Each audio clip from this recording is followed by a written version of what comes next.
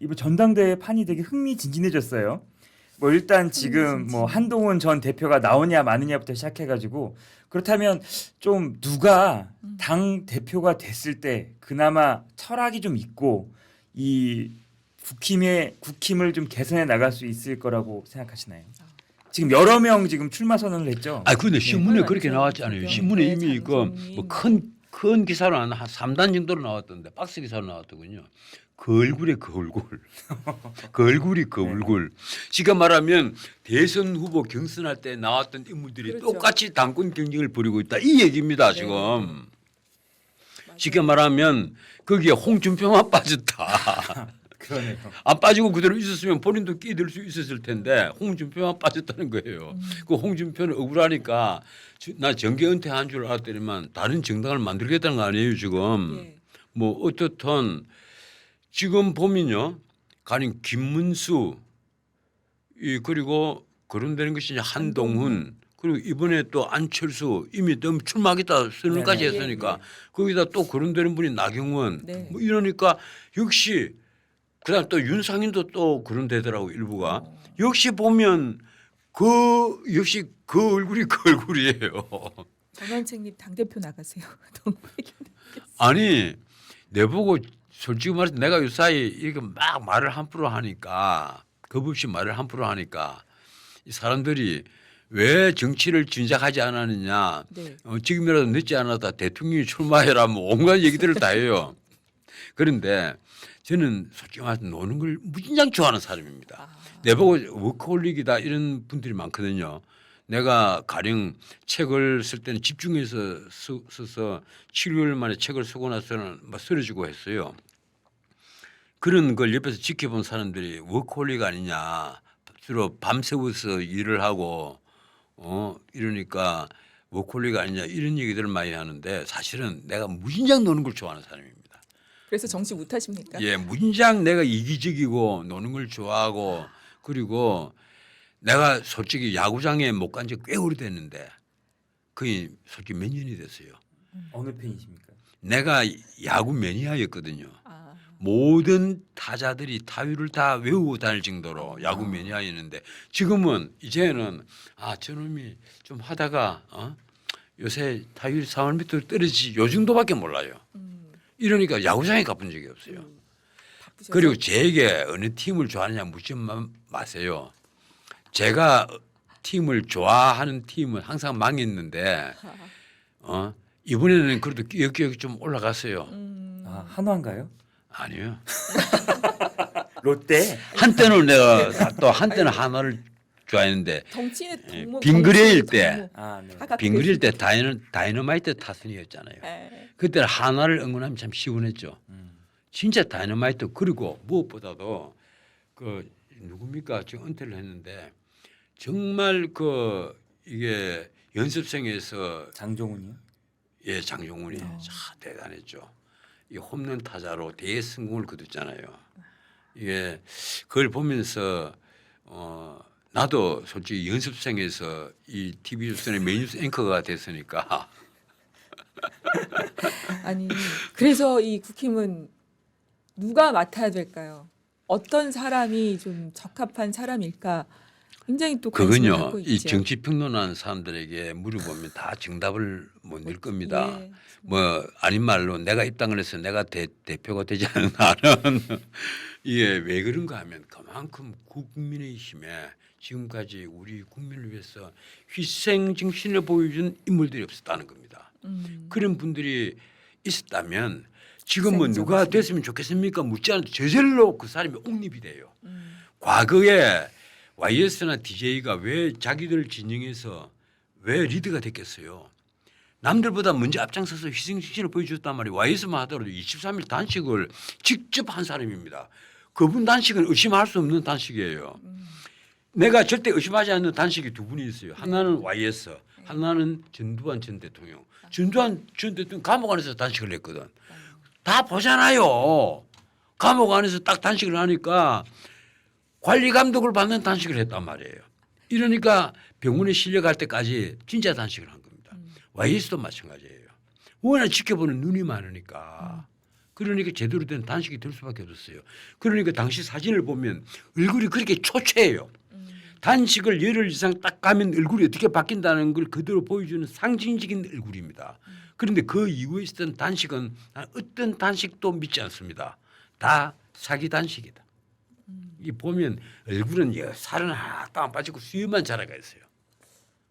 그래도 단식해서 죽은 사람이 아무도 없습니다. 우리나라는. 영국에는 단식하다가 죽은 IRA 그 전사가 있어요. 32일 만에 죽은 걸로 저는 기억을 합니다. 그런데 우리나라는 단식하다 죽은 사람 아무도 없어요. 우리나라에서 삭발했는데 머리가 자라지 않은 사람 아무도 없어요. 삭발 투쟁을 하잖아요.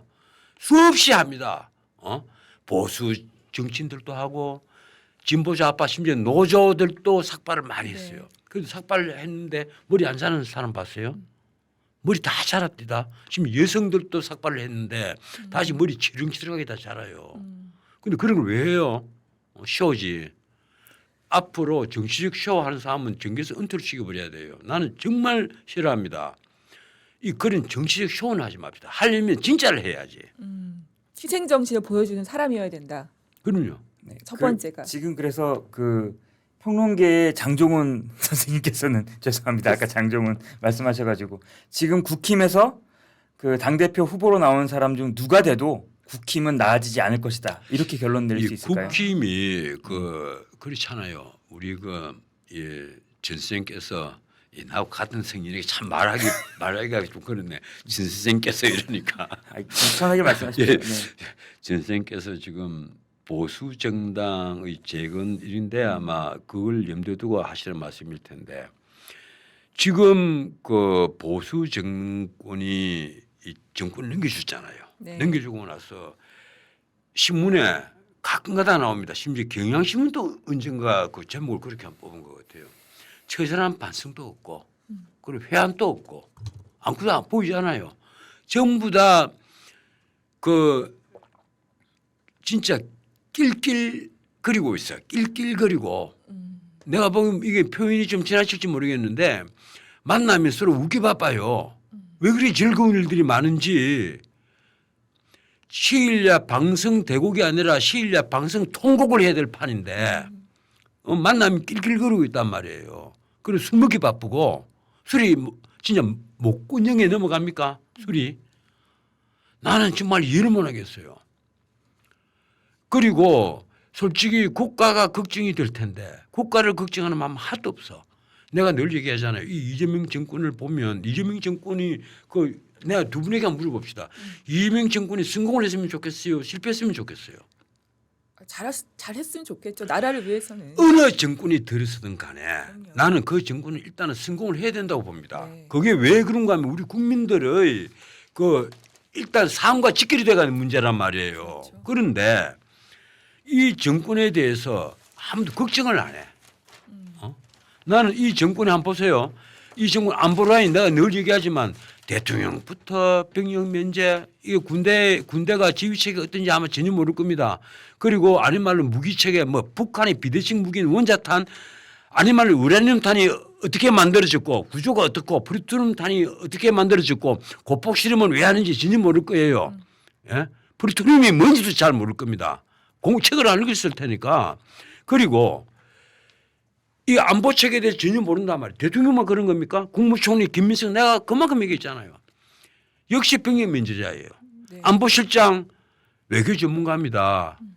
그리고 군에 6개월 어가사 전역한 사람이에요. 국방부 장관 놀랍게도 방위병 출신이에요.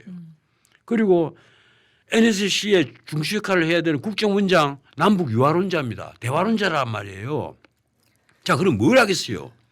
그 NSC가 남북 간에 충돌이 벌어졌을 때 뭘 하겠느냐 말이에요. 북한에 납작 엎드리는 것밖에 못 할 겁니다. 지금 모르는데 그러면 경제팀을 가볼까요? 기재부 장관부터 확장재정 문제예요. 전부 다 확장재정밖에 몰라요. 아니 국무총리가 국가채무가 얼마인지 심지어 자기 자신이 국회의원으로서 작년에 표결에 참여를 했는데 일방적으로 통과시켰잖아요. 국가 예산 677조를 윤석열 정권이 내놓았는데 3조 7억을 깎았단 말이에요. 그리고 일방적으로 통과를 시켰잖아요. 그런데 그게 예산이 674조라는 걸 몰라요. 올해 예산이 674조, 673조 몇 천인가 그럴 겁니다. 몰라요. 그리고 올해 국가 채무가 얼마인지 모릅니다. 그 GDP의 20%에서 30% 되나 이런 소리를 하고 있어요. 더 기가 막힌 것은요. 20% 30% 되나 이러면서도 뭘 잘못된지도 모르고 하는 말이 걸작입니다. 그 많다고 하는 분들도 있고 적다고 하는 분들도 있다. 이러니까 이분이 가계부채가 얼마인지 알겠어요? 가계부채가 1900조를 넘었고 거기다가 가계부채뿐 아닙니다. 실질 가계부채라는 게 있단 말이에요. 쉽게 말하면 내가 자영업자입니다. 자영업자 같으면 내가 개인 가게로서 빚을 내는 것이 아니라 내 자영업으로서 빚을 내는 경우가 있어요. 그건 일종의 가계부채거든요. 네. 내 개인이 갚아야 되는 돈이니까 그것도 가계부채예요. 그걸 보태면요.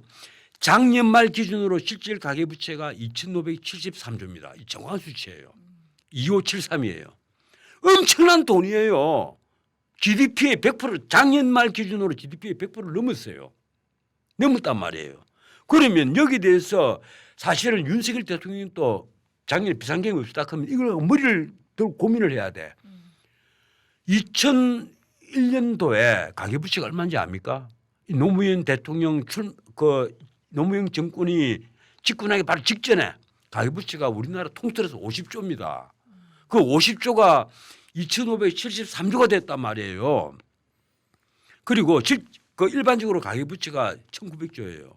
그러면 거기에 대해서 이게 내관이 하나 터져버리면요. 우리나라 경제 삽시간에 무너집니다. 지금도 마찬가지예요. 나는 그걸 걱정을 하고 있어요. 거기다 기업 부채가 또 있단 말이에요. 네. 우리나라 3대 부채잖아요. 국가 채무, 가계 부채, 기업 부채.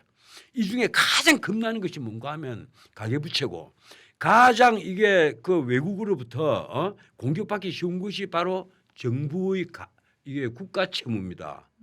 국가 채무가 GDP의 40%를 좀 지켜달라.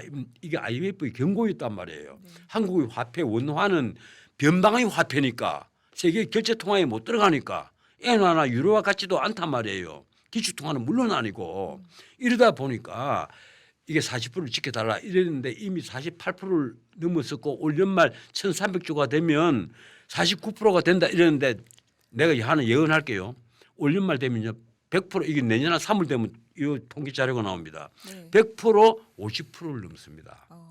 이미 50%를 넘었었어요. 50.3%였는데 이게 기준연도 GDP 기준연도를 바꿔가지고 국민 소득을 왕창 늘려버렸단 말이에요. 국민 총생산을 왕창 늘려버렸거든요. 이러니까 지금 47%다 48%다 이러는데 그리고 49% 된다 이러는데 제가 보기로는 50%를 넘습니다.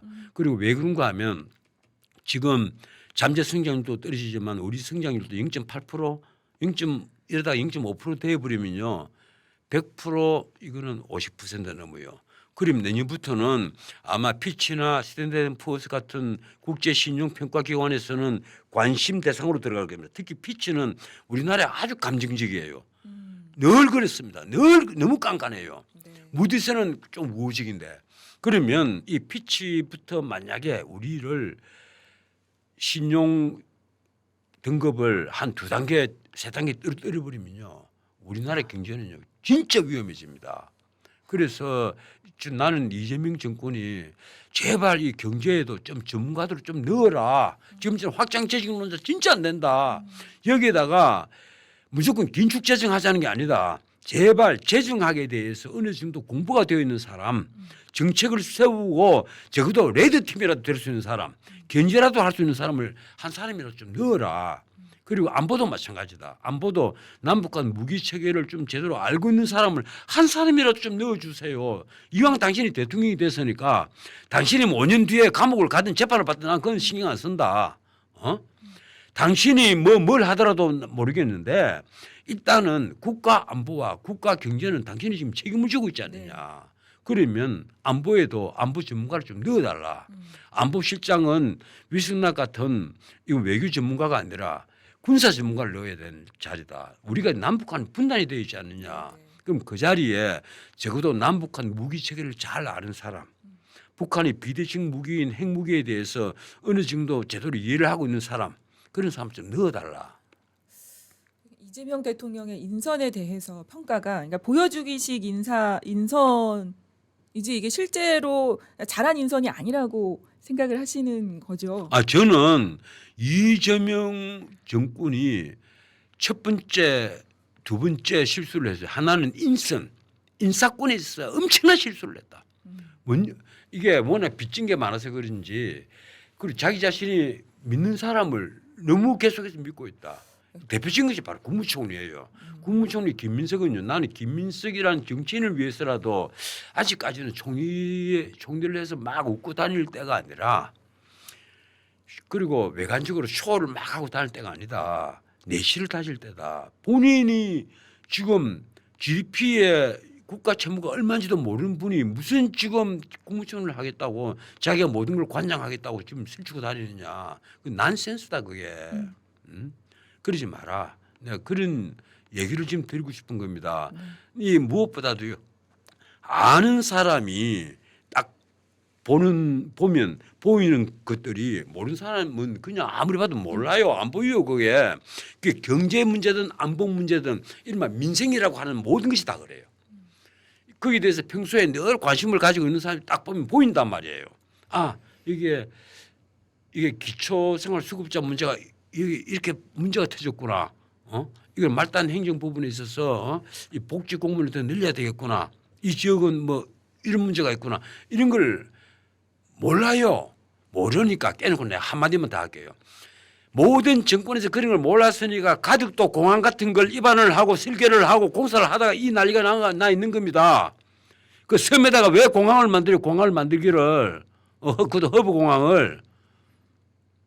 내가 그러니까 정책을 하고 정치를 하는 사람들이 공부를 해서 제대로 이해를 하고 정책을 만들고 해야지 하나도 모르고 순전히 선전용으로 정치를 평생 선동으로만 해온 자들이란 말이에요. 내가 안철수 보고 계속 공부를 하시고 지금은 혁신위원장 하실 때가 아닙니다. 자기가 뭐 이번에 고름을 째겠다고 내가 그래서 다른 방송에서 그런 얘기를 했어요. 본인이 고름인데 무슨 고름을 째기를 본인이 아무것도 모르고 있으면 본인이 고름이다 말이야. 본인이 굴러온 돌 아니냐 지금. 본인이 제대로 보수 정책을 공부하고 제대로 신념을 가지고 희생정치를 가지고 있으면 본인이 메스가 아니라 칼을 들겠다. 그래서 작은 칼을 대신에 큰 칼을 들겠다는 거예요. 큰 칼을 들겠다는 건 뭡니까? 목을 치겠다는 거 아니에요. 본인이 목이나 내놔야지 무슨 목을 치기를요. 그래서 내가 황당하다는 겁니다. 먼저 자신을 그래서 소크라테스 유명한 말을 해. 너 자신을 알라. 나도 솔직히 내 자신을 잘 몰라요. 이러니까 소크라테스 형이 정말 참 위대하긴 위대해.